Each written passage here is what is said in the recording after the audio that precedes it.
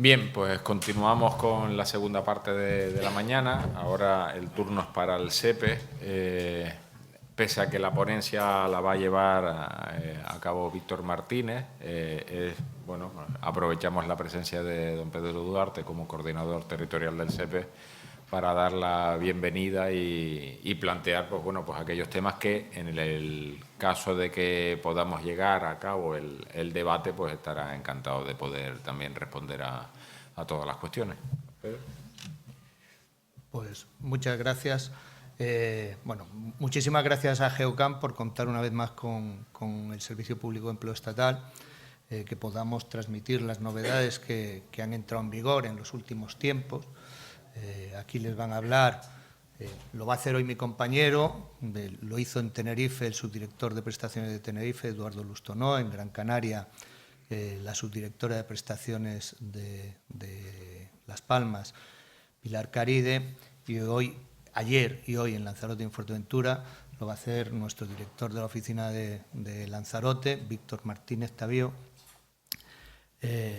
funcionarios de la escala técnica del Servicio Público de Empleo Estatal, docente, experto en legislación laboral y, además, coincide con nuestro presentador en que los dos son grandes deportistas. Ha corrido recientemente es que a mí me llama mucho la atención, el Ironman, o sea que tiene mucho mérito.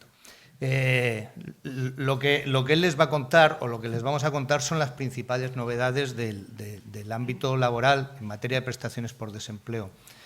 Y saben que no acaba aquí. Ahora mismo, recientemente, el Congreso de los Diputados ha aprobado la nueva Ley de Empleo y en breve el Servicio Público de Empleo Estatal pasará a ser la Agencia de Empleo Española.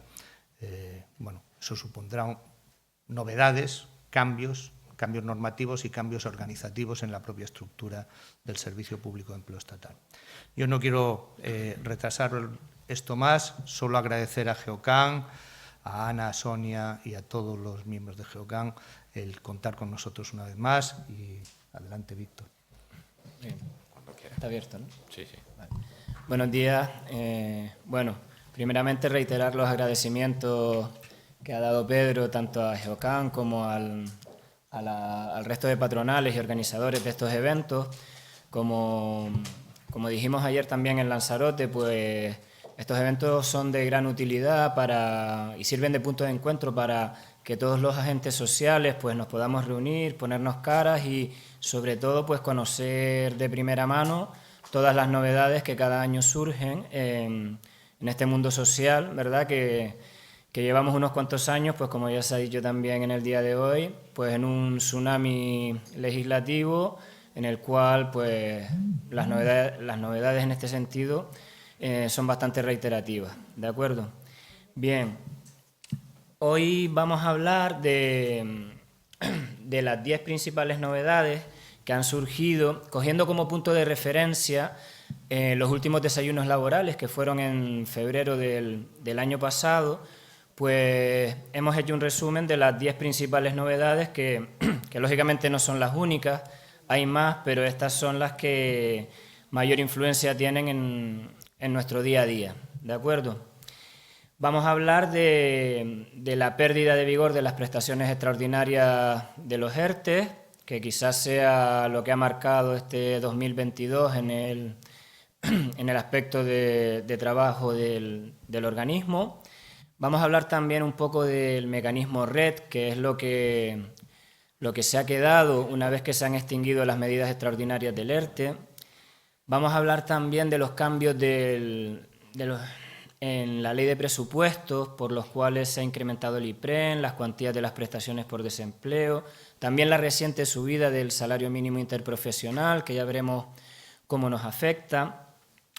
Y después vamos a ver cómo se ha dado protección a una serie de colectivos que antes o no lo tenían o tenían una protección menor, como son las empleadas del régimen del hogar, como son las víctimas de violencia sexual. Ya han hablado también aquí otros ponentes de la Ley Orgánica de Protección de las Víctimas de Violencia Sexual, o de los artistas, que también se ha hablado aquí del Real Decreto 1 2023. Y además también de una nueva vía de capitalización de la prestación contributiva, que es bastante novedosa, aunque todavía no ha entrado en vigor, porque es la primera vez que se puede acceder a lo que comúnmente se llama el pago único de la prestación sin necesidad de acceder previamente a una prestación. Y por último vamos a hablar también de dos novedades que no han entrado en vigor porque no se han publicado todavía en el BOE, como son la nueva ley de empleo, que transformará al actual SEPE en la Agencia Estatal de Empleo, y de la próxima reforma del nivel asistencial, de los famosos subsidios por desempleo, que también está en fase de tramitación en el Parlamento. Bien, como les decía, primeramente vamos a hablar de la pérdida de vigor de las prestaciones extraordinarias del ERTE. Saben que, bueno, desde el Real Decreto 8/2020, que fue el que se publicó una vez que el COVID provocó la entrada en el estado de alarma y demás, pues este Real Decreto introdujo la figura de los ERTE por fuerza mayor a raíz del COVID-19, los cuales traían aparejado una prestación extraordinaria por desempleo. Como todos sabemos, estas medidas fueron prorrogadas, creo que fueron hasta 6 o 7 prórrogas, y la última prórroga perdió vigor el 31 de marzo de 2022, con lo cual la prestación extraordinaria que nosotros estábamos concediendo a este colectivo perdió ya el vigor y se inició, como he puesto aquí, un proceso de transición hacia las prestaciones ordinarias de los trabajadores que seguían inmersos en un ERTE. Además, también perdieron vigor la prestación extraordinaria para fijos discontinuos y posteriormente, ya en junio, también perdió vigor la prestación extraordinaria que existía para los artistas. ¿De acuerdo? Sí que se mantiene ahora como un instrumento sustitutorio el mecanismo RED, del que voy a hablar en la siguiente diapositiva, y las prestaciones extraordinarias por ERTE por fuerza mayor, como la que también tuvimos que aprobar a todos los afectados por el volcán de La Palma y que además, como vimos antes también, son medidas que han sido prorrogadas efectivamente recientemente hasta el 30 de junio de 2023.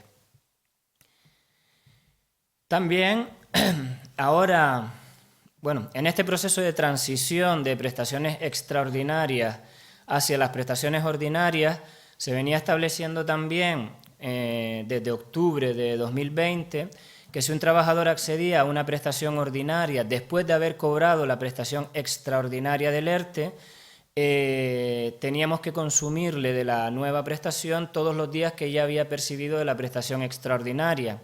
Este consumo de días aceptaba una serie de excepciones, por ejemplo, si el cese era por fin de contrato o por si era por un despido procedente o por pasar un periodo de interrupción de la actividad de los fijos discontinuos, pero todas estas excepciones perdieron vigor también recientemente el 31 de diciembre de 2022, con lo cual ya a partir del 1 de enero no hay ninguna excepción para este consumo de días de todos aquellos trabajadores que fueron beneficiarios de las prestaciones extraordinarias del ERTE.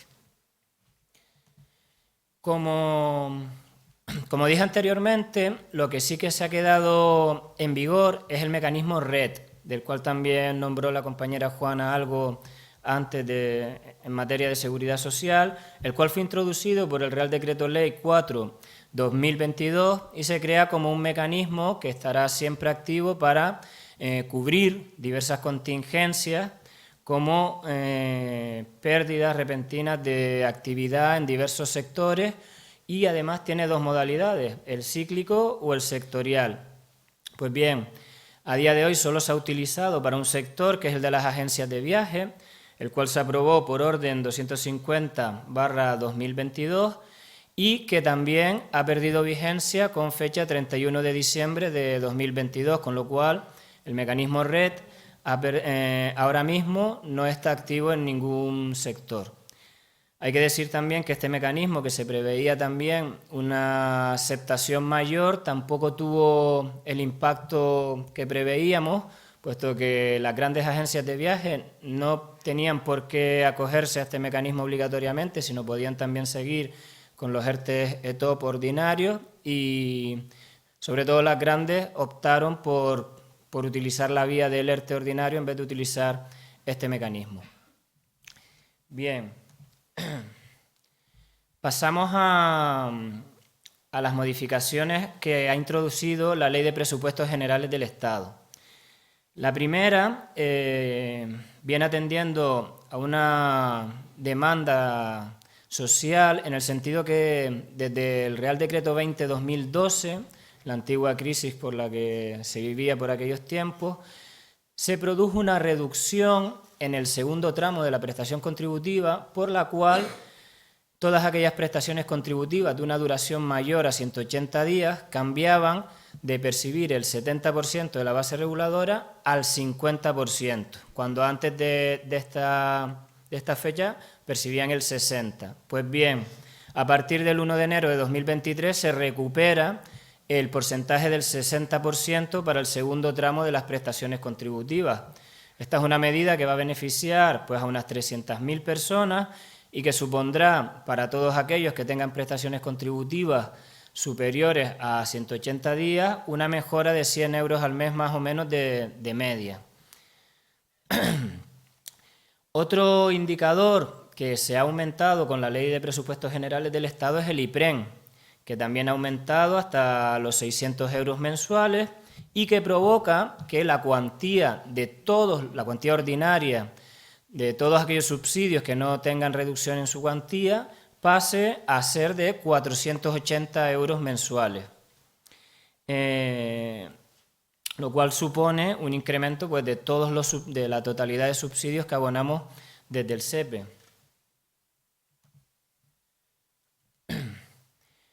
También esta subida del IPREN afecta a los topes máximos y mínimos de las prestaciones contributivas, porque estas prestaciones, pues, dependiendo también del número de hijos que tenga el beneficiario, oscilan entre una cuantía mínima y una cuantía máxima. Entonces, estas cuantías han sido incrementadas, en los topes mínimos van desde los 560 euros para aquellos que no tengan hijos hasta los 749 de aquellos que tengan uno o más hijos. Respecto a los topes máximos, sin hijos pasa a ser de 1.225 euros, con un hijo 1.400 y con dos o más hijos el tope máximo es 1.575 euros brutos, que es actualmente la cantidad máxima que puede percibir un perceptor de prestaciones por desempleo. En este caso yo siempre digo lo mismo, los topes máximos se aplican al devengo, pero no a la deducción a la seguridad social. Así yo siempre cuento la anécdota, sobre todo ahora cuando nos venían los ERTES que presentaban las solicitudes colectivas de los hoteles, que llegadas una base reguladora X, que ya suponía el máximo, cobraba más importe de prestación a aquellos que tenían la base reguladora menor que la que tenía mayor. Por ejemplo, solía pasar que el jefe de recepción del hotel, por poner un ejemplo, cobraba más prestación que el director del hotel, porque ambos tenían la prestación topada, a lo mejor sin hijos, pero al director del hotel, al tener una base reguladora mayor, se le deducía un mayor importe. ¿Vale? Lo cuento así a modo de anécdota.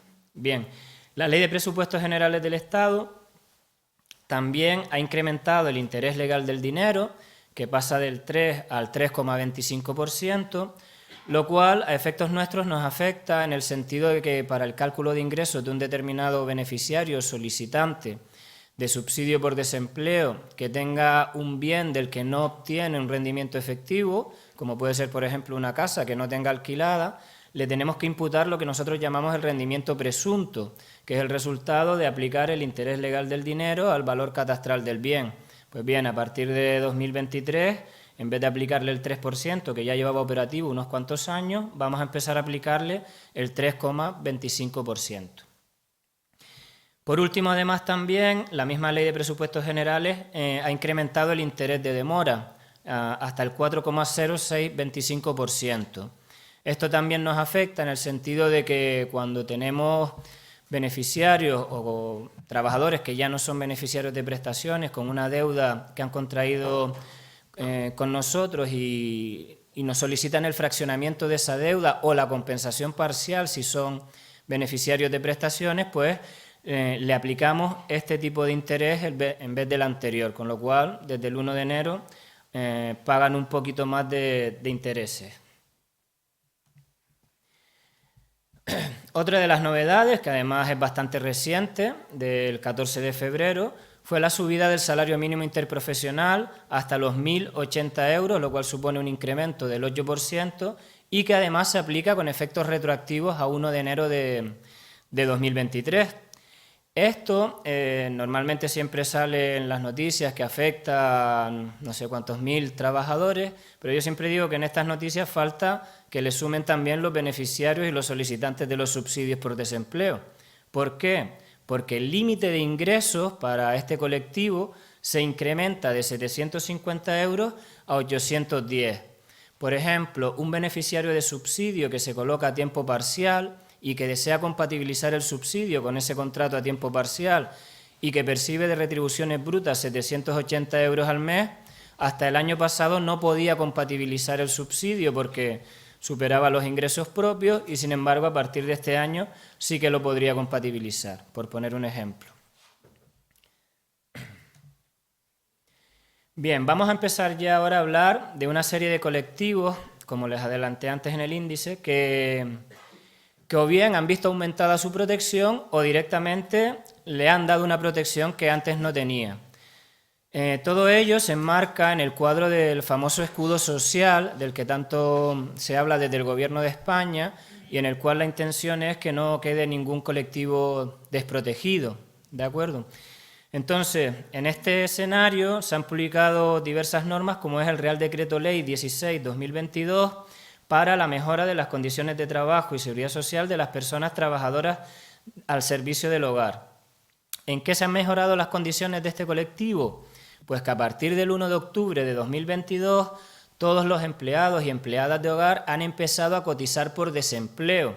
Eso quiere decir que a partir del 1 de octubre de 2023 todos los que hayan trabajado este año pues ya tendrán 360 días cotizados, por poner un ejemplo, y podrán acceder a prestaciones por desempleo en las mismas condiciones que los trabajadores del régimen general, lo cual era una demanda que venía elevándose desde este colectivo y que desde octubre pues ya se ha hecho realidad. Además, los trabajadores que cesen en el contrato del régimen del hogar y que hayan cesado por uno de estos tres motivos, ya sea la disminución de los ingresos o el aumento de los gastos de la unidad familiar, la modificación sustancial de las necesidades de la unidad familiar o la pérdida de confianza de manera razonable y proporcionada, pues se encontrarán en situación legal de desempleo y el empleador tendrá la obligación también de enviar un certificado de empresa, como el resto de empresarios,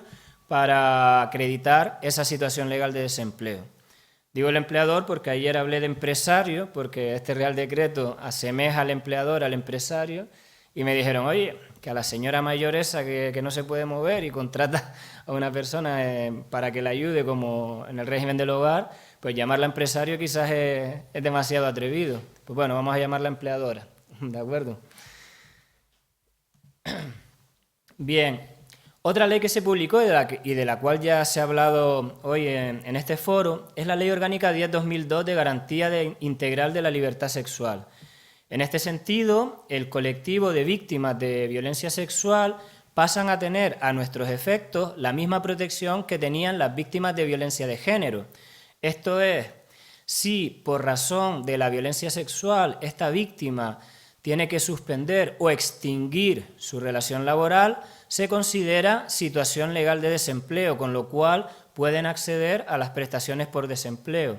Y además, estas víctimas de violencia sexual también se consideran incorporadas a un nuevo colectivo de acceso a la renta activa de inserción, que es una de las ayudas que conforman nuestra protección asistencial y que cobrarían pues 11 meses a razón del 80% del IPREN, que como dijimos antes son 480 euros mensuales.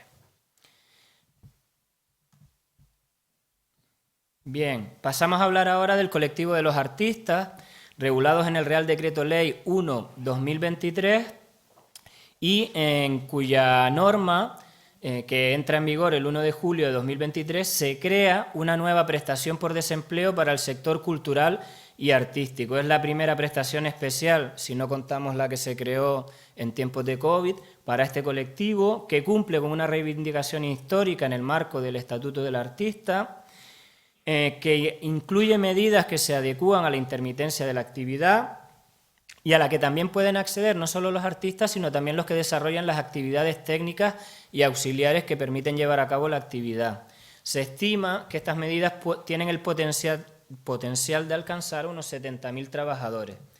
La prestación en sí, que como digo entrará en vigor el 1 de junio, pues consideramos que es como un híbrido entre la prestación contributiva, porque se cobra por unas determinadas cotizaciones y cotiza, es contributiva, pero la cuantía, por ejemplo, es la misma de los subsidios, una cuantía fija del 80% del IPREN, cuando la cotización mensual es inferior a 61 euros diarios, y si fuera superior, entonces la cuantía fija se elevaría a 600 meses. La duración sí es fija, de 4 meses, y para poder acceder a ella se exige un mínimo de 60 días cotizados en un tramo de 18 meses o de 180 días en los últimos 6 años, siempre y cuando estas cotizaciones no se hayan utilizado para otro tipo de prestaciones ordinarias. En este mismo Real Decreto, el Real Decreto Ley 1/2023, se incluye un nuevo supuesto de capitalización, de pago único, para todos aquellos trabajadores con contratos indefinidos de cooperativas de trabajo, sociedades laborales, que pasen a ser socios de estas cooperativas o sociedades laborales.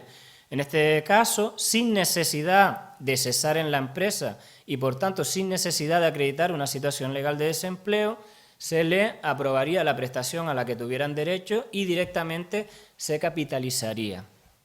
Esta medida entrará en vigor a partir del 1 de septiembre de 2023.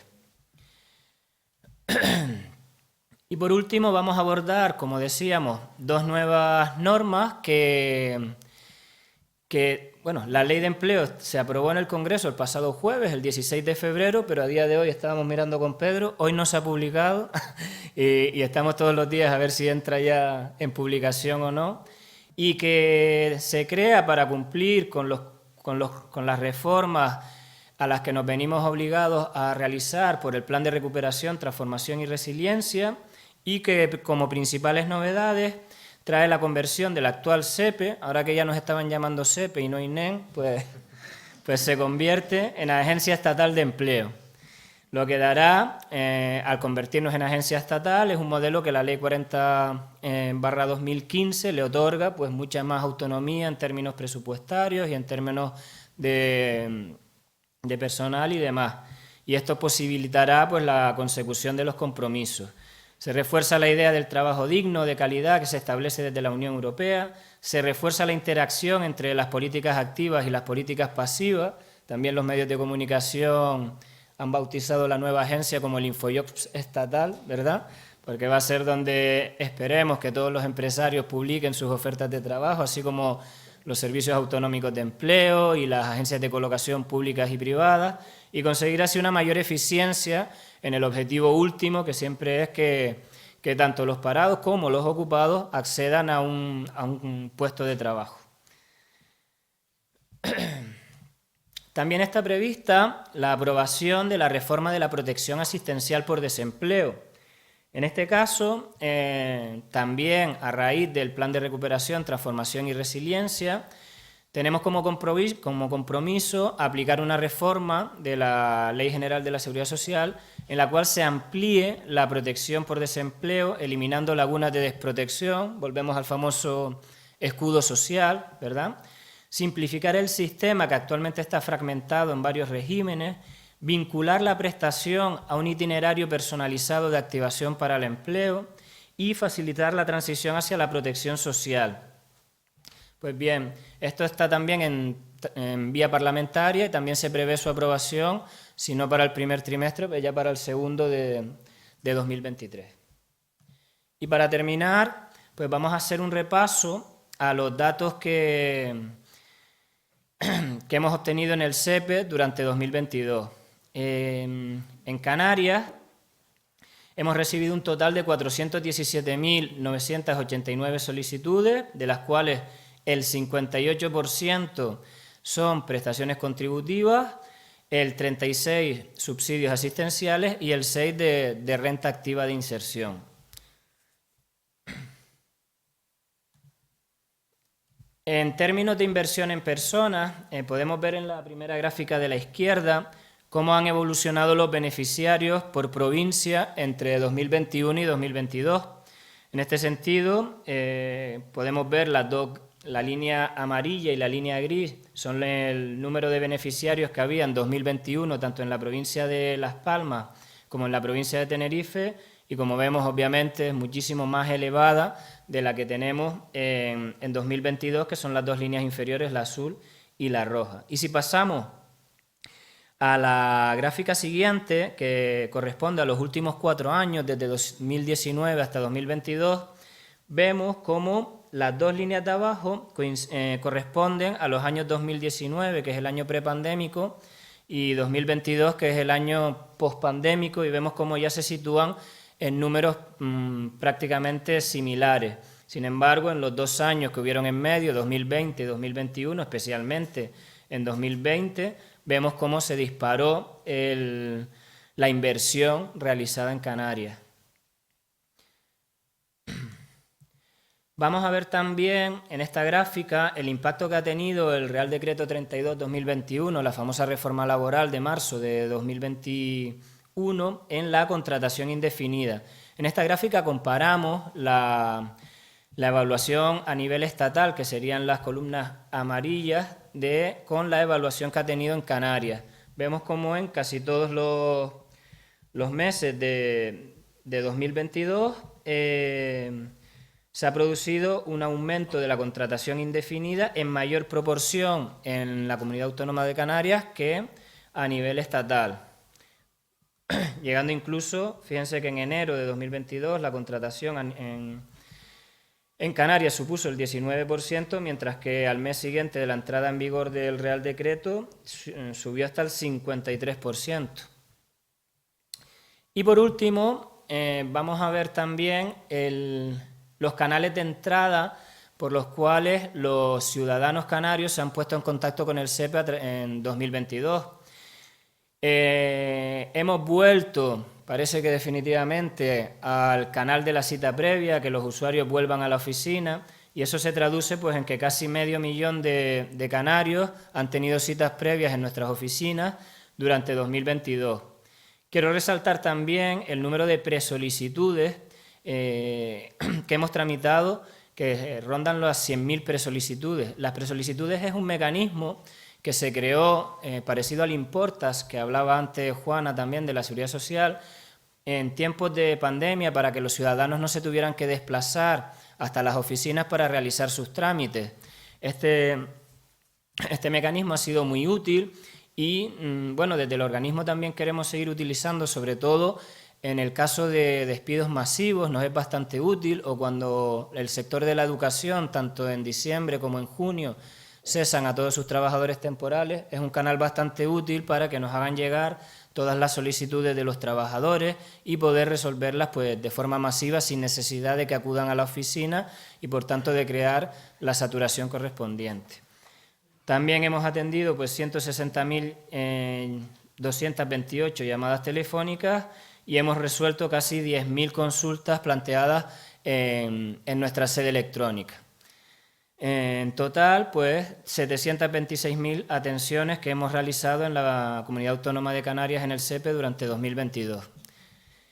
Y con esto pues concluyo la presentación.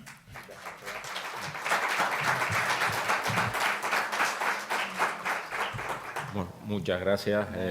Y ahora ya para finalizarla, antes de empezar el debate, pues nos vamos a la inspección de trabajo, Andrés Fernández Temprano, el cual nos va a hacer una serie de reflexiones pues a algo que se comentó en el inicio, en la presentación por parte del presidente de Software, como es la aprobación y publicación del convenio colectivo de la hostelería para la provincia de Las Palmas. Andrés.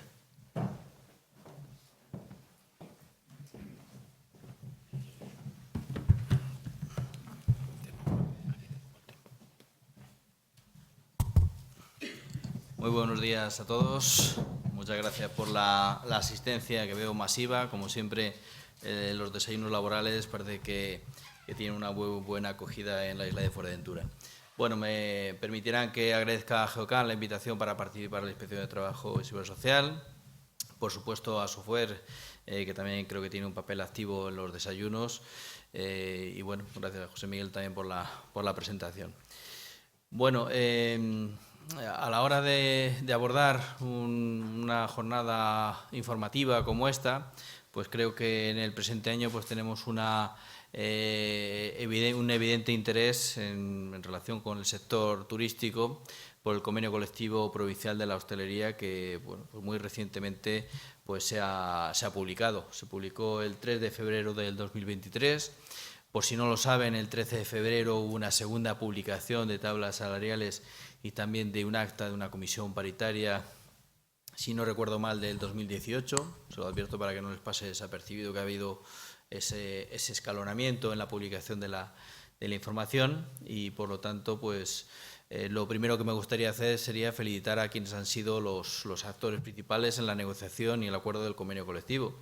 Es evidente que un convenio colectivo que tiene un periodo de duración hasta el 2025 pues nos va a permitir a todos ponernos a lo que nos toca, que es a trabajar, eliminar la conflictividad y, por lo tanto, pues enhorabuena a quienes han hecho posible la negociación y el acuerdo del convenio colectivo.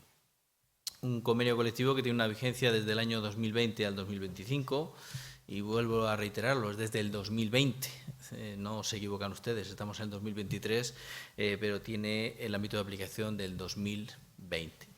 Cierto es que el año 2020 y 2021 pues poca repercusión tiene, porque en el ámbito salarial pues no lleva aparejada ninguna subida. En el ámbito de otro tipo de condiciones de trabajo, pues evidentemente desde el año 2020 pues poco vamos a sacarle partido tampoco. Pero bueno, sí es de destacar que del año 2022 pues hay un 3% de incremento salarial que tiene carácter retroactivo desde el 1 de enero del 2022. Por lo tanto, pues la primera consecuencia importante, y es una de las cosas que me gustaría llamarles la atención, que es necesario el abono de los salarios devengados durante el año 2022 con este incremento del 3%. Y no hace falta tampoco decirlo, pues es necesario llevar a cabo una cotización complementaria por estos atrasos salariales del convenio. Evidentemente también en el 2023, en el que ya estamos, pues hay también un 2,5% de incremento salarial. Estamos en febrero, las nóminas de febrero ya deberían salir con estos salarios actualizados. Evidentemente, de enero de 2023, quien no haya actualizado, pues también deberá hacerlo. Cierto es que algunas empresas ya venían aplicando desde finales del año pasado estos incrementos salariales. El otro día en Gran Canaria me comentaban que había habido empresas que lo habían querido pagar en diciembre para que, bueno, pues de alguna forma cerrar el año 2022 con todos los costes salariales abonados en el mismo año, pero también imagino que habrá muchas empresas que no lo hayan abonado hasta que no ha salido publicado en el Boletín Oficial de la provincia, por cuanto bueno, pues es evidente que hace falta pues una publicidad a la norma para que resulte obligatoria. Bueno, en este aspecto tenemos un problema, y es que el convenio colectivo en su literalidad pues hablaba de que el plazo para el abono de los atrasos salariales era de 2 meses desde la firma. La firma fue en noviembre, si no me equivoco, con lo cual, en el momento de la publicación en el Boletín Oficial de la provincia, ya se había agotado el plazo. Yo a los negociadores, algunos de los negociadores les he dicho que lo ideal es que hubieran puesto no 2 meses desde la firma, sino 2 meses desde la publicación en el Boletín Oficial de la provincia, lo cual habría dado a las empresas pues mucho más margen para hacer estos abonos, para ajustar sus cuentas, para realizar la cotización, porque la cotización en periodo voluntario es el mes siguiente a la finalización del periodo de atraso de los salarios. Y entonces tenemos un problema, porque tengo que decirles que ya antes de que se publicara el Boletín Oficial de la provincia ya teníamos como 5 o 6 denuncias en la inspección de que no se habían abonado los atrasos salariales. Bueno, desde la inspección les contestamos que, evidentemente, por mucho que dijera eso el convenio colectivo, mientras no se publicara en el boletín oficial de la provincia, pues no era de recibo el exigir esa responsabilidad a las empresas porque, como decía anteriormente, la seguridad jurídica exige pues una publicidad de la norma y hasta el momento que no se publicara, pues desde la inspección no le íbamos a exigir. Ahora bien, ya está publicada. Entonces, desde el momento de la publicación, pues sí lo vamos a exigir. De hecho, pues creo recordar que un día entró una denuncia y preparé a mi secretaria la contestación para que la mandara de que no íbamos a hacerlo y al día siguiente ya salió la publicación. Digo, bueno, pues no la mandes, esta denuncia ya sí la tramitamos, ¿no? Bueno, en definitiva, que el plazo para el abono de los atrasos salariales es ya. Y el plazo para la cotización en periodo voluntario, pues si lo pagan en febrero, lo tendrán que cotizar hasta el 31 de marzo del 2023. Yo creo que es lo correcto y lo adecuado. A partir del 31 de marzo, es decir, el 1 de abril, pues ya estaremos en disposición de ver qué empresas han cumplido tanto el abono de los atrasos salariales como la cotización. Y bueno, pues sepan ustedes que evidentemente la cotización fuera de plazo pues tiene automáticamente un recargo de prestaciones. Creo que se ha ido la directora de Tesorería ya, pero bueno, pues ella lo sabe también perfectamente. Bueno, hay algunas cuestiones más en relación con el convenio de la hostelería que creo que pueden ser interesantes para ustedes. El tema de las empresas de trabajo temporal pues están igualmente afectadas por la subida salarial del convenio colectivo de la hostelería y por lo tanto las empresas de trabajo temporal deben pagar esos salarios y cotizar los atrasos de convenio. Y esto es porque, en definitiva, pues la tabla salarial que tienen que aplicar es la misma que aplican las empresas usuarias y en las mismas condiciones. Y no solamente se refiere a aquellos trabajadores que estén actualmente en la empresa, sino también a aquellos trabajadores que han estado desde el 1 de enero del 2022, aunque ya no presten servicios o hayan tenido 200 contratos por el medio. No me gustaría estar en el papel de quienes tienen que hacer esas nóminas y esos atrasos en el ámbito de las ETTs, pero bueno, si la norma dice esto, pues es evidente que es así. Quería llamar también en relación con las empresas de trabajo temporal sobre una problemática que no sé si es muy real o no, pero ha habido alguna discusión sobre cuánto era el valor hora en el ámbito de las empresas de trabajo temporal, que cómo se calculaba, y algún director de ETT pues me llegó a plantear distintas fórmulas para hacer el cálculo del valor hora. Mi fuerte no son las matemáticas, pero es que además quien tiene que fijar el valor hora al final es un convenio colectivo, es decir, son los negociadores, y yo le remití a la comisión paritaria del convenio provincial para que determinara cuál era el salario hora en el sector. Bueno, pues curiosamente, en esta segunda publicación de 13 de febrero del 2023, pues aparece un acuerdo de comisión paritaria que no habla del valor hora como tal, pero sí habla del recargo del valor hora y, de alguna forma, pues divide el salario total entre 1.819, creo que es, que correspondiente a las horas anuales, ¿no? Con lo cual ahí tenemos ya un apunte de cuál es la fórmula correcta de calcular el valor hora, sobre todo para las empresas de trabajo temporal, que son las que suelen hacer cálculos de valor hora. ¿Vale? De acuerdo. Bueno, otra de las cuestiones que también me gusta llamar la atención sobre las empresas de trabajo temporal es un artículo que a veces nos pasa un poco desapercibido en el Real Decreto 417 del 2015, es decir, nada nuevo, pero es un Real Decreto que habla de que las empresas de trabajo temporal deben suministrar a la empresa usuaria una serie de documentación, como es la documentación acreditativa de haber cumplido con las obligaciones salariales con los trabajadores y en materia de seguridad social. Esto, como les digo, no es nada nuevo, es algo que habitualmente deberían estar haciéndose en la relación entre empresas de trabajo temporal y empresas usuarias, pero que creo que cobra una especial importancia cuando tenemos, como ahora mismo, una serie de atrasos salariales y unas diferencias de cotización, en que lo conveniente es que las empresas usuarias, hoteles, pues soliciten a las empresas de trabajo temporal la acreditación de que han abonado esos salarios y de que se han cotizado los mismos, con lo cual, pues mi consejo desde aquí, tanto a las empresas de trabajo temporal como a las usuarias, es que cumplan la normativa en este sentido y haya claridad por parte de todos los actores de que se están cumpliendo adecuadamente el convenio colectivo. Y si hablamos de empresas de trabajo temporal, pues es necesario también hablar de empresas de servicios.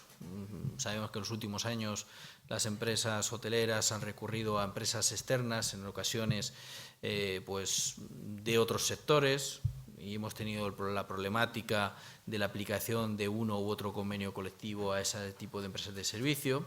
No lo pongo en la diapositiva, pero sabrán ustedes que ya el artículo 42 de su contratación de obras o servicios pues clarificó este aspecto, clarificó siempre, como todo en derecho, con algunas dudas, pero pues se remite ya a la actividad de la contrata. Por lo tanto, el convenio colectivo que debe aplicarse en estos casos va a ser el de la actividad de la contrata, entendiendo por mi parte que la contrata, si es en un hotel, es de una actividad de hostelería. Y en segundo lugar, respecto de estas empresas de servicios, en ocasiones hemos encontrado que la propia empresa de servicio tenía un convenio colectivo de empresa y que, como sabrán, desde el año 2012 los convenios colectivos de empresa tenían prioridad aplicativa en el ámbito del salario y de los complementos salariales. Una cuestión que, como saben también, pues fue modificada en la reforma laboral de 31 de diciembre de 2021 en el sentido de que los convenios colectivos de empresa perdían prioridad aplicativa en el ámbito salarial. También sabrán que esto ha tenido una disposición transitoria durante todo el año 2022, de manera que los convenios colectivos que perdieran vigencia en el transcurso del 2022 pues dejaban de tener esa prioridad aplicativa y en todo caso pues lo tendrían esa pérdida a 31 de diciembre de 2022. En definitiva, que en el año 2023 ningún convenio colectivo de empresa tiene prioridad aplicativa en el ámbito de salario. En definitiva, las empresas de servicios que tuvieran un convenio colectivo de empresa ya no pueden aplicar esas tablas salariales, tendrán que aplicar las tablas salariales del sector al que pertenecen o, en caso de aplicación del artículo 42 del Estatuto, pues el de la actividad de la contrata. La intención de la Inspección de Trabajo y Seguridad Social es controlar también que no se siguen aplicando tablas salariales de convenios colectivos de empresa y, como entenderán también, pues que en caso de distintos convenios colectivos pues se está aplicando el convenio de la contrata. Otra de las cuestiones que yo creo que son novedosas en el ámbito del convenio colectivo de hostelería de la provincia de Las Palmas es en la regulación de la manutención. Como sabrán, pues hay dos opciones a las empresas: el abono de una cuantía que está establecida en las tablas salariales en los supuestos en los que no se preste el servicio de comedor, y en caso de que sí exista este servicio de comedor y por lo tanto exista una prestación en especie, pues hasta ahora no existía mucha referencia y cada empresa pues tenía que cotizar el valor del coste del comedor. En este año pues el convenio colectivo da un paso más, estableciendo que para la prestación en especie, pues esta prestación en especie no puede tener un valor inferior de 1,89 por día y trabajador. Creo recordar que esto es una cuantía para el año 2022, para el año 2023 pues tiene un incremento y por lo tanto, en caso de que haya este servicio, que sea una retribución en especie, en ningún caso va a tener una valoración inferior a esta cuantía y por lo tanto la cotización de esa prestación en especie pues tiene que ser como mínimo esa cuantía. Y digo como mínimo porque es evidente que si el servicio es de una mejor calidad o tiene un mayor coste, pues la obligación de cotizar a la Seguridad Social pues tiene que ser por la cuantía efectivamente, el coste efectivo de esa retribución en especie. Entenderán que el convenio colectivo no es quien puede decir cuánto debe cotizarse. Las normas de cotización a la Seguridad Social como ingreso público pues vienen determinados en todo caso por los poderes públicos. Lo que sí puede hacer el convenio colectivo es establecer una valoración mínima de esa retribución en especie. En materia de contratación, pues también existen algunas novedades. Yo creo que se lleva a cabo una adaptación de la normativa vigente en el Estatuto de los Trabajadores y me gustaría llamar la atención a una serie de cuestiones que aparecen en el convenio colectivo y que pueden ser de su interés. Cuando regula los contratos temporales, pues hay un inciso muy claro en el que dice que no se puede concertar el contrato temporal por circunstancias de la producción cuando en la misma categoría profesional no exista ninguna persona con contrato fijo discontinuo en periodo de inactividad. Es decir, si hay trabajadores fijos discontinuos en inactividad, tienen que ser llamados a trabajar con prioridad absoluta frente a los contratos temporales por circunstancias de la producción. ¿De acuerdo? También en esta materia, pues los contratos temporales por circunstancias de la producción pues sufren o son objeto de una ampliación de la duración máxima. Saben que en el Estatuto de los Trabajadores la duración máxima actualmente es de 6 meses, pero permite que los convenios colectivos sectoriales lo amplíen, y este convenio lo amplía hasta los 12 meses de máximo. Pero con la coletilla de que siempre que cumpla el tanto por ciento de indefinidos previstos en el propio convenio colectivo. Es decir, que si para una empresa hotelera que supera los 31 trabajadores tiene que tener al menos 60% de indefinidos, siempre que cumpla el 60% podrá emplearlo a los 12 meses. Es decir, si no se cumple ese tanto por ciento de indefinidos que obliga el convenio, la duración máxima de este contrato seguirá siendo de 6 meses. Es decir, es una ampliación condicionada en todo caso. También se establece que este contrato solamente puede ser objeto de una prórroga. Como les decía antes, el convenio colectivo establece una serie de porcentaje de indefinidos que tiene que tener. Les comentaba que las empresas hoteleras, creo que a partir de 31 trabajadores tiene que tener un 60%, 20% a partir de entre 1 y 10, 50% de 11 a 30 trabajadores, otro porcentaje para apartamentos turísticos, empresas de restauración. Bueno, establece una serie de criterios por parte de los negociadores. Yo creo que tienen que tener en cuenta, en primer lugar, que el Estatuto de los Trabajadores, cuando permite que los negociadores en los convenios establezcan porcentajes entre la relación de indefinidos y temporales, son criterios generales, ¿de acuerdo? Y por lo tanto hay que tomárselo como tal, como criterios generales, y no como que esto sea el porcentaje con el que se cumpla en todo caso la legislación laboral.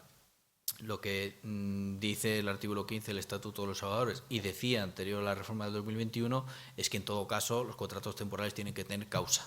Es decir, todos y cada uno de los contratos temporales tienen que tener causa. Por lo tanto, esto hay que tomarlo, como les digo, como unos criterios generales, que permiten la ampliación de la duración máxima del contrato temporal, pero puede ser que se cumplan el 60% y se esté incumpliendo respecto a alguna serie de los trabajadores.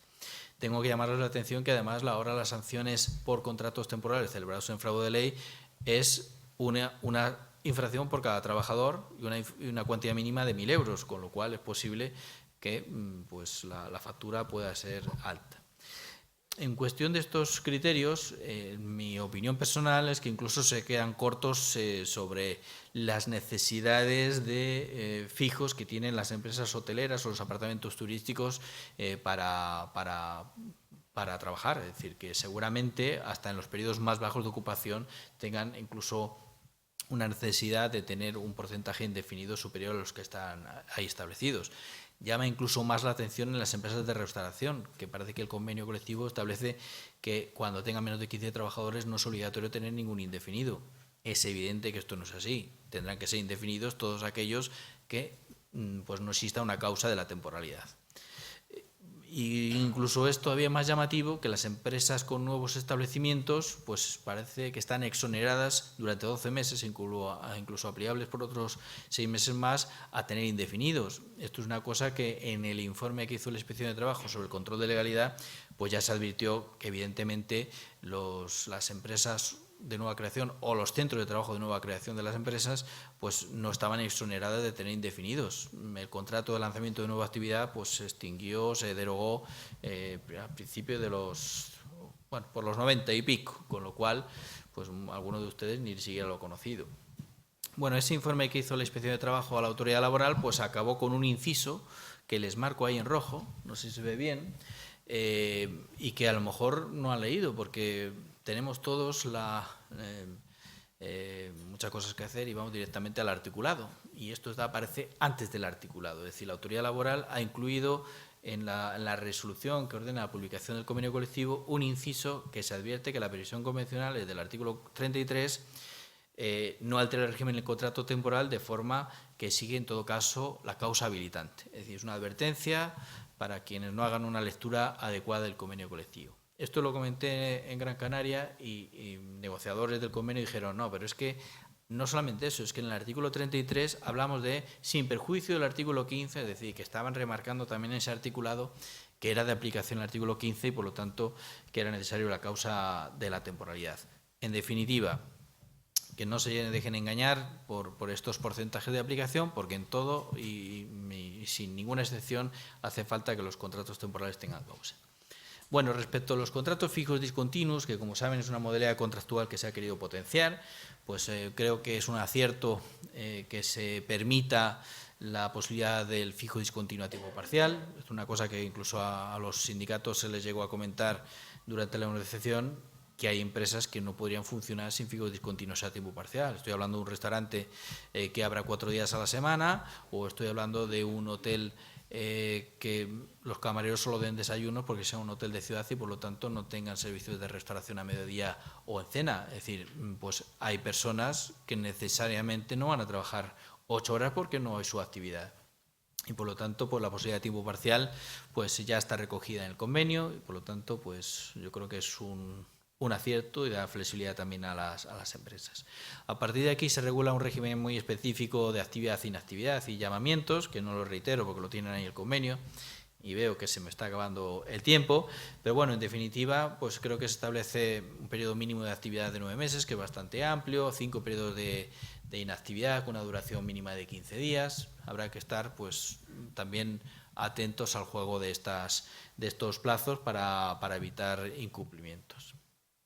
Bueno, por mi parte, reiterarles que, como sabrán, como todos los años, pues hacemos un plan de choque de lucha contra el fraude de la contratación temporal, que consiste en un envío masivo de cartas a aquellas empresas que o bien sean superiores a los periodos máximos de duración o que existen indicios de fraude de la contratación, ya sea temporal, ya sean fijos discontinuos, que evidentemente después, en caso de que no se regularice voluntariamente, pues va a dar lugar a actuaciones inspectoras para ver en los casos concretos el cumplimiento o incumplimiento de la normativa. Me gusta también comentarles una de las novedades de los centros especiales de empleo. Este año vamos a hacer una campaña específica sobre el control de los centros especiales de empleo, que tiene por objeto pues, garantizar un trabajo digno a las personas con discapacidad. Sabrán que hay el 15º convenio colectivo de este colectivo. Sabrán que en virtud del Estatuto de los Trabajadores no se aplica el convenio colectivo de la actividad, como decían las empresas de servicios, en los supuestos de centros especiales de empleo, pero sí es verdad que el convenio colectivo establece que cuando los trabajadores de estos centros especiales de empleo presten servicios en los centros de trabajo de otro tipo de empresas, pues la tabla salarial será la de ese convenio colectivo. Bueno, es decir que aquí hay un cierto trasvase entre un convenio y otros. Y también recordarles que hay una sentencia de la Audiencia Nacional del año 2022 en que establecía la necesidad de un incremento salarial durante el periodo de ultraactividad de este convenio. Ténganlo en cuenta por si también genera diferencias salariales y de cotización a la Seguridad Social. Bueno, en materia de igualdad, pues tenemos una cierta novedad, que es la publicación de una orden ministerial sobre la valoración de puestos de trabajo. Traigo a colación lo que decía el decreto 902 del año 2020, que establecía la obligación de la auditoría retributiva de hacer una valoración de los puestos de trabajo y ya se anunciaba la publicación de un procedimiento de valoración de los puestos de trabajo. Con esta orden ministerial se da cumplimiento a lo establecido en el Real Decreto y por lo tanto ya hay un instrumento de alguna forma oficial para la valoración de puestos de trabajo que no es obligatorio. No es obligatorio y por lo tanto se podrá hacer con otras metodologías. Lo que sí es cierto es que lo que dice la propia norma es que si se sigue esta metodología, pues hay una presunción de que la valoración de puestos de trabajo se ha realizado de forma adecuadamente y se ha cumplido con la obligación de llevar a cabo esta valoración. En prevención de riesgos laborales, que creo que tenemos que recuperar el ámbito de la seguridad y salud en el trabajo, pues comentarles un par de cositas, si si tengo tiempo, que creo que va a ser importante para ustedes. Tenemos una ley orgánica de garantía integral de la libertad sexual, que en principio parece que en nada nos afecta al ámbito sociolaboral, pero hay un artículo que habla de la prevención y sensibilización en el ámbito laboral y, por lo tanto, pues yo creo que tiene su interés. Es obligatorio evitar procedimientos de prevención, dar cauce a las denuncias o reclamaciones, que haya medidas que se negocien con los representantes de los trabajadores y que además haya una valoración de este tipo de riesgos de los puestos de trabajadores ocupados por trabajadoras. Es decir, es una norma que evidentemente no afecta a todos los sectores, pero, por ejemplo, a las trabajadoras que pueden prestar servicios de una forma, digamos, en solitario, en algunos puestos de trabajo en que puedan ser objeto de este tipo de agresiones, pues resulta de una vital importancia. Estoy hablando, por ejemplo, de la atención domiciliaria, que muchas veces se presta por mujeres que acceden a domicilios ajenos, pero es posible también que tenga que aplicarse en el ámbito de los hoteles pues a un colectivo feminizado, como son las camareras de pisos, que entran en habitaciones, en dependencias que pueden estar ocupadas por clientes en esos momentos o no. Hemos tenido ya experiencias de denuncias de clientes que han accedido a las habitaciones estando en las camareras de pisos y ha habido denuncias sobre atentados a la libertad sexual. Ahora mismo tenemos, como ven, pues la obligación de valorar estos riesgos, de adoptar medidas de prevención y que éstas se negocien con los representantes de los trabajadores, con lo cual pues tenemos una situación en que, sin modificarse de ninguna forma la normativa de seguridad y salud en el trabajo, se nos han creado obligaciones a través de esta norma. Ténganlo en cuenta, pero yo creo que será importante en el futuro. Otra de las campañas que vamos a realizar este año es de condiciones ambientales adversas, y cuando hablo de condiciones ambientales adversas, puede ser frío, puede ser calor, radiación solar, etcétera. Esto lo vamos a realizar en todos los sectores, pero evidentemente pues tiene una especial importancia en todas aquellas actividades que se prestan al aire libre. Y también en el interior de los locales, con especial atención a zonas de lavandería, a zonas de cocina, en las que puede haber pues unas especiales condiciones de temperatura o humedad que no sean adecuadas. Y llamarles la atención que muchas veces no es tanto las condiciones del interior del local o del exterior, sino de la ropa de trabajo que se usa. Y la ropa de trabajo también puede ser evaluada. Hay métodos en la página web del Instituto Nacional de Seguridad y Salud en el Trabajo para evaluar pues el grado de protección o de si es transpirable o no la ropa de trabajo. Por ir acabando, pues tenemos también una campaña que seguramente no afecte demasiado al sector hotelero, porque está pensada más para el sector industrial, como es el riesgo de caída en cubiertas ligeras. Hemos tenido, pues lamentablemente, bastantes accidentes en este tipo de trabajos, y la característica es que se refiere a actividades muy diversas, desde instalaciones fotovoltaicas en cubiertas, reparaciones de aire acondicionado, instalación, limpieza de la propia cubierta. Bueno, son supuestos que pueden afectar a muchos centros de trabajo y muchas actividades diversas. La recomendación es que en los hoteles lo normal es que tengan cubiertas fijas y rígidas, pero bueno, pues si tuvieran algún tipo de cubiertas ligeras, lucernarios, etcétera, pues es conveniente que se evalúen los riesgos, porque vamos a exigir que el titular del centro de trabajo tenga evaluados esos riesgos para que cuando otra empresa externa, y mucho más si lo hace la propia empresa, pues se sepan cuáles son los riesgos, se lleve a cabo la coordinación de las actividades preventivas, se dé esa información de los lugares en los que se puede o no pisar, formas de acceso, forma de permanencia. En definitiva, como les pongo ahí en el banner de abajo, copiado del Instituto Nacional de Seguridad y Trabajo, lo importante es bajar con vida, y yo creo que es una cuestión que sin duda les podrá interesar, porque bueno, es evidente que ninguno de ustedes quiere accidentes graves en su centro de trabajo. Bueno, pues muchas gracias por su atención, a José Miguel porque me ha dado 5 minutos extra, y bueno, pues si tiene alguna cuestión que preguntar, estaré encantado de poderles ampliar la información. Muchas gracias. Bien, muchas gracias, Andrés. Tal y como habíamos dicho en un inicio, vamos a plantear ahora un debate. Ahora yo le pediría pues, a los 4 ponentes que están en las sillas que nos sentemos por aquí. Sobra una. Estaba preparada para ti. Salvo Juana María Romero, que se ha tenido que ausentar, pero bueno, el resto es importante que al menos ya se pongan todos en formación pues para plantear las preguntas que ustedes pudieran originar. Para romper el hielo, yo sí tengo un par de ellas. De forma generalizada, el que se sienta aludido pues lo puede plantear, tanto desde el punto de vista de las instituciones públicas como de la actividad privada. y es que, bueno, hay ciertas inquietudes sobre la formación obligatoria bonificada, en donde hay determinados tipos, saber si ha habido algún tipo de cambio de criterio al respecto o si hay circunstancias pues complicadas sobre las sentencias que se han mantenido sobre ella. Y una segunda pregunta, eso sí le pediría a quien interviniera, preguntas cerradas y demás para tener como tiempo límite la 1 de la tarde como máximo. Si son los fijos discontinuos, tanto a tiempo parcial como completo, los nuevos contratos temporales.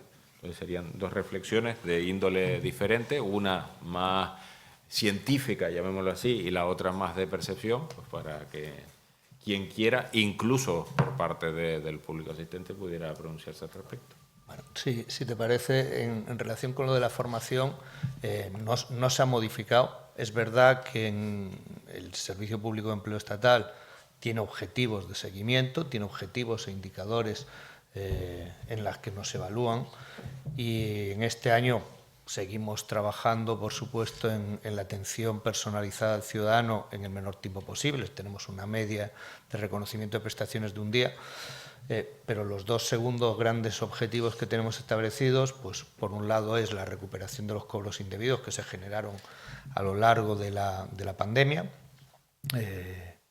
Pues hemos recuperado muchos millones de euros, pero todavía sigue habiendo deudas de muchos millones de euros. Y por otro lado estamos retomando la actividad de seguimiento de la formación para el empleo. Como saben, hubo el año pasado pero porque salieron muchas de las deudas afloradas durante los 4 últimos años, pero no se han cambiado los criterios, es decir, se mantiene. Lo que ha cambiado es el ámbito de la formación. Ahora va mucho más vinculada a la teleformación o la formación a distancia, formación dual, y esa formación, digamos, que tiene una serie de características vinculadas a su seguimiento que hace que se detecten más errores. Yo se lo comentaba antes a algunas empresas que se dedican a esto. No solo es impartir la formación, en la formación que se da a los trabajadores ocupados hay 3 interlocutores: la empresa, la entidad formadora y el trabajador.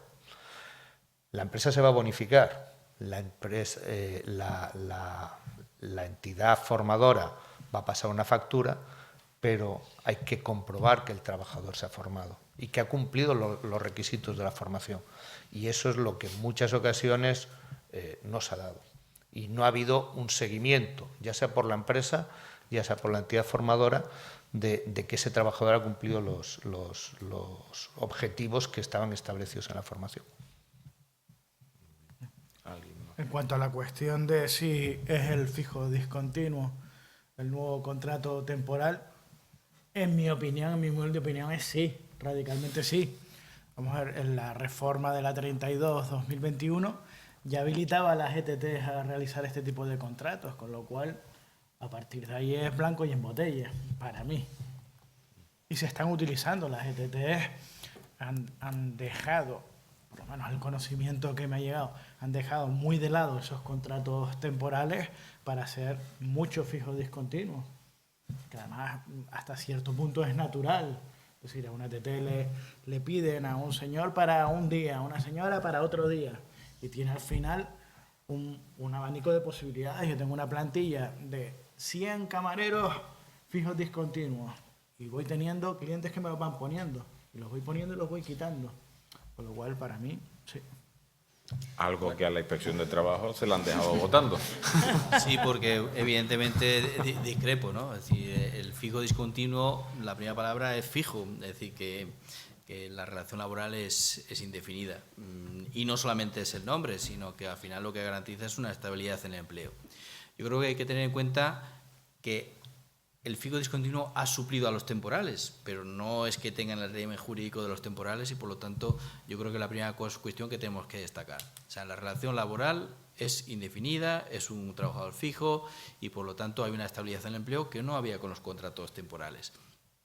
de alguna forma se ha llegado a hacer un equilibrio entre la necesidad que tienen las empresas de mayor o menor número de trabajadores en función de su actividad y, por lo tanto, pues con los periodos de actividad e inactividad, pues se trata de cubrir estos momentos de mayor o menor actividad, pero de manera que los trabajadores que van a cubrir esos periodos de actividad van a ser siempre los mismos, van a ser el trabajador que va a tener pues una relación indefinida y, por lo tanto, tiene la obligación de ser llamado.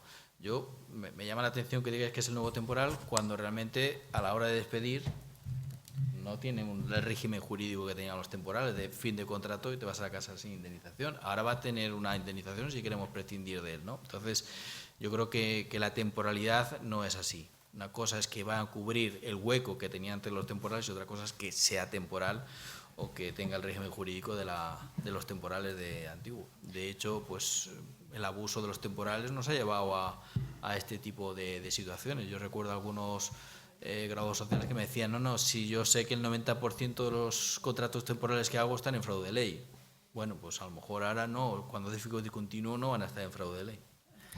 De hecho, es que, vamos a ver, yo opino que utilizar el fijo discontinuo como un temporal en Canarias, además, presenta más problemas todavía. El fijo discontinuo está pensado originalmente para modelos tipo Baleares, de 6 meses de trabajo, 6 meses de descanso. Una cosa son los fijos discontinuos de las ETT, pero los fijos discontinuos en las empresas tienen que atender a una cierta temporalidad. No podemos hilar tan fino con esos periodos de inactividad de 15 días en los que ahora me descansa uno, a continuación me descansa otro, estos inventos que han surgido este año, porque eso, si acaba en la inspección, no me parece que vaya a acabar bien. Bueno, de hecho, puede acabar hasta peor de lo que estaba antes, ¿no? Porque antes un contrato temporal era una infracción y una sanción, y si ahora tenemos un fijo discontinuo al que le decimos vete a tu casa porque no hay actividad y en el mismo momento entra un temporal porque nos ha incrementado la temporalidad, lo cual es muy difícil de justificar las dos cosas, pues tenemos dos infracciones, la del contrato fijo discontinuo y la del contrato temporal, es decir, que hemos cambiado un incumplimiento por dos. Bueno, pues mal negocio. Yo estoy de acuerdo en que de alguna manera tenemos que racionalizar el cumplimiento de la normativa en materia de contratación, hacer los contratos fijos cuando proceda, los fijos discontinuos cuando proceda y los temporales cuando proceda. Y no ya solamente por el hecho de infracciones y sanciones en el ámbito de la inspección de trabajo, sino porque también al final estamos haciendo una ingeniería del derecho que es de muy difícil justificación. En definitiva, cuando tengamos fijos discontinuos a los que tenemos que mandar a casa cuando los necesitamos porque se nos pasan los periodos, ese trabajador, lo lógico es que lo convirtamos en fijo ordinario y nos dejemos de problemas.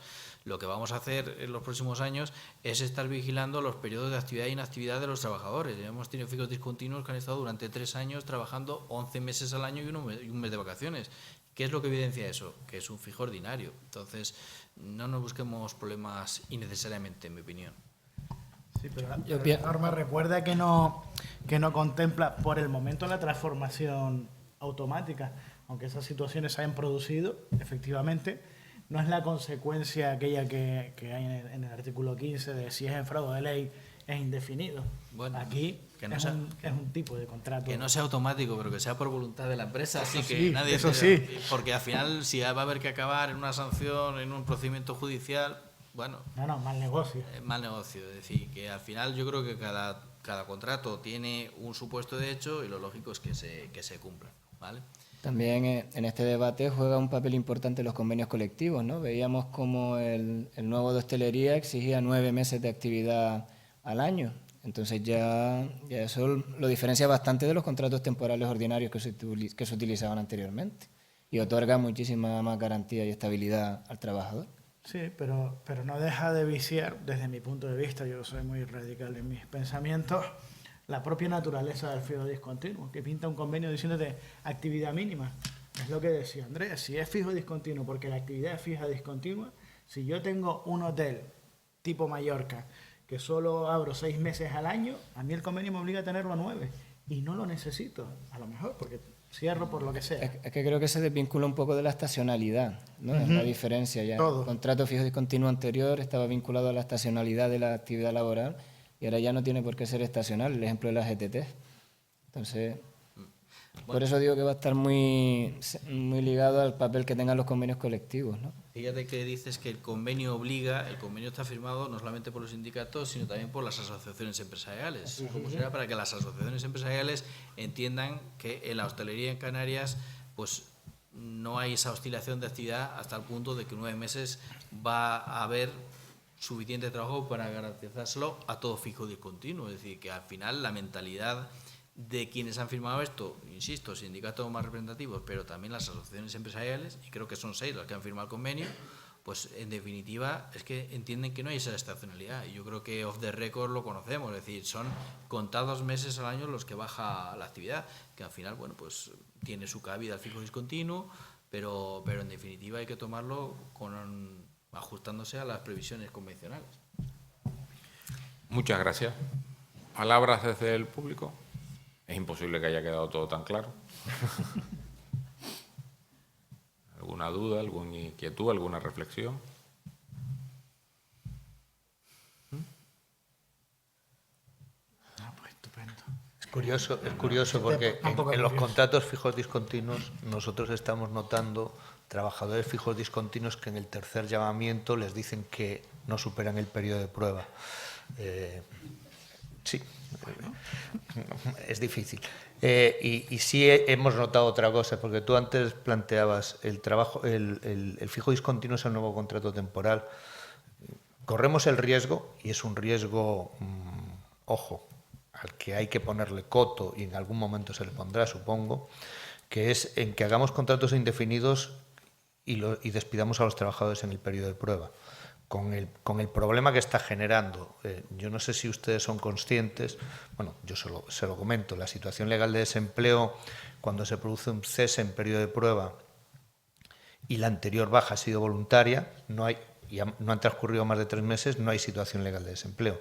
En la actualidad estamos denegando muchas prestaciones por esta causa porque se está haciendo un uso abusivo de ese despido en el periodo de prueba en los primeros meses del contrato, ¿no? Entonces, eso genera un menoscabo de los derechos de los trabajadores y no creo que la voluntad del legislador fuera esta, ¿no? De hecho, si me permites, Pedro, por ahondar en lo que tú estás diciendo, los nuevos temporales son los periodos de prueba. En eso sí podríamos, yo creo que estar de acuerdo. Y al final la experiencia es que la próxima reforma laboral será del periodo de prueba. Porque si al final no se utiliza para probar la adecuación de un trabajador, sino para lograr la temporalidad, pues no tengan ustedes ninguna duda que la próxima reforma laboral o la nueva infracción administrativa sería el periodo de prueba. Nos vemos el año que viene y luego si quieren lo comentamos. Lo que pasa es que antes, digamos que usábamos como periodo de prueba un contrato temporal que hacíamos inicial corto de 3 meses, lo probábamos, si no nos gustaba, extinguíamos el contrato a la finalización y no lo volvíamos a llamar nunca más. Entonces, estamos usando más el periodo de prueba en las empresas, indudablemente, pero porque antes, digamos que había otra fórmula para testar al trabajador. Bueno, ahora la hay, se llama periodo de prueba. Sí, pero es muy cortito.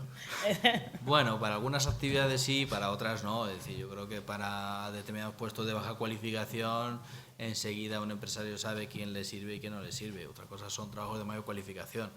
Pero bueno, yo creo que la experiencia nos demuestra que al final, por donde fluye la temporalidad es por donde se va a acotar. Pues a lo mejor en el próximo tiempo hablamos de periodo de prueba, de fijos discontinuos, de que es a donde hay que poner coto. Bueno, pues lo veremos.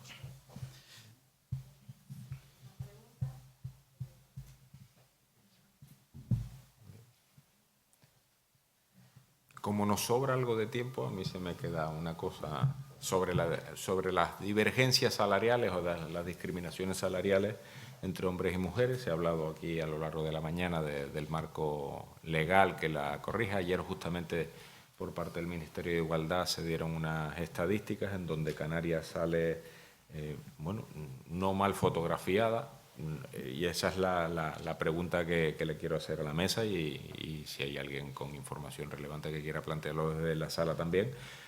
Canarias se encuentra por debajo de la media en esa divergencia salarial entre hombres y mujeres, porque aquí está mejor la situación o porque a nivel nacional está peor o por el tipo de de corrección que se hace desde esta comunidad autónoma.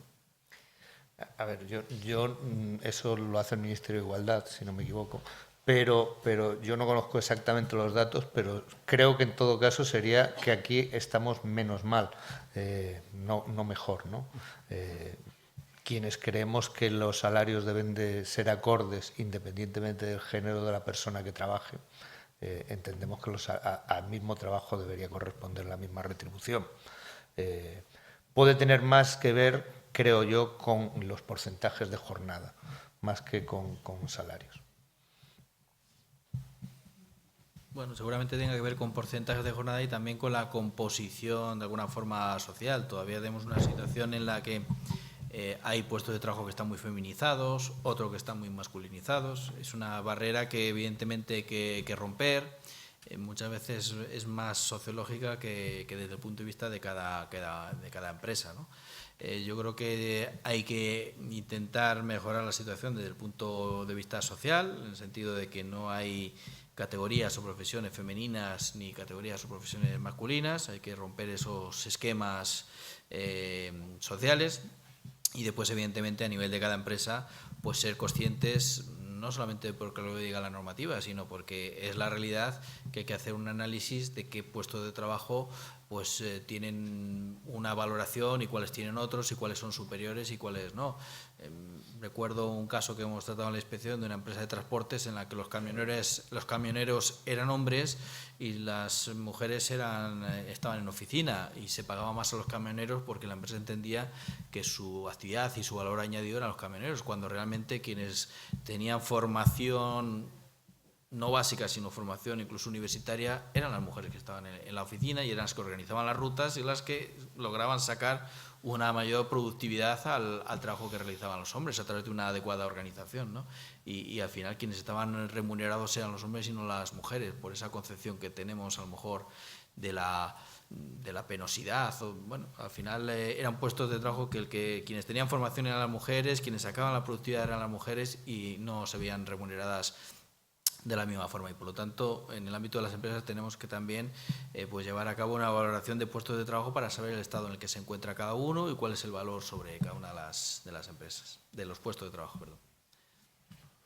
Bien, pues para no agotar más... hay una pregunta, muy bien.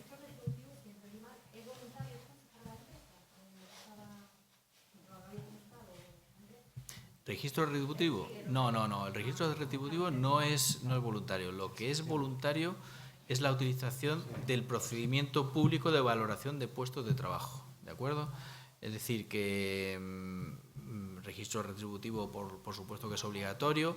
Lo que pasa que, como decía yo ahora mismo, hay que hacer una valoración de los puestos de trabajo para saber cuáles son los puestos de trabajo que tienen el mismo valor, para darles la misma retribución, ser homogéneos. Pues hay que valorar los puestos de trabajo, que puede hacerse a través de la herramienta pública o de otra. Si utilizamos la herramienta pública, que es voluntaria, nos da de alguna forma la certeza de que lo hemos hecho bien, si cumplimos los requisitos de la herramienta. Si lo hacemos con otra, pues tendremos que demostrar que es una herramienta que ofrece la objetividad y la fiabilidad de los resultados. Sí. Claro. Aprovechando que está el CEPE, me gustaría saber qué criterio o si se está generando un fenómeno, por lo menos aquí por Ventura, yo creo que sí, o sea, trabajadores que acceden a la prestación por desempleo que vienen de despido disciplinario por ausencia injustificada al puesto de trabajo. No sé si se sigue pidiendo la carta de despido, si se tiene en cuenta si el trabajador impugna o no su despido. Vamos, ¿tiene algo que ver hacer su contrario con el fenómeno que estaba hablando también antes de la baja voluntaria? Bueno, estás hablando del despido disciplinario por incomparecencia del trabajador. A ver, aquí hay un vacío legal o una interpretación distinta, ¿no? En la práctica, ¿cuándo existe la baja voluntaria? Técnicamente y jurídicamente, exclusivamente cuando el trabajador la firma. En los otros casos estaríamos ante un despido por incomparecencia en el trabajo, etc.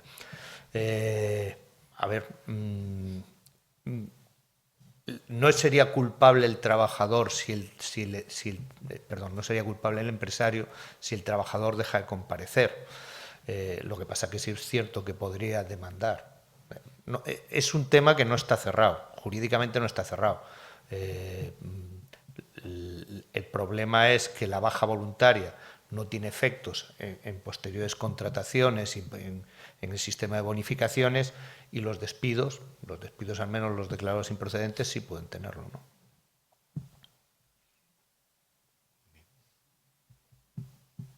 Pues bien, pues si les parece, pues damos por concluida. Antes dar una información de servicio público, que el próximo 22 de septiembre pues se celebrarán, organizadas por Geocan, un nuevo encuentro de responsables de recursos humanos aquí en Fuerteventura, y que bueno, que como no podía ser de otra manera, que están todos invitados previa inscripción, según me indican.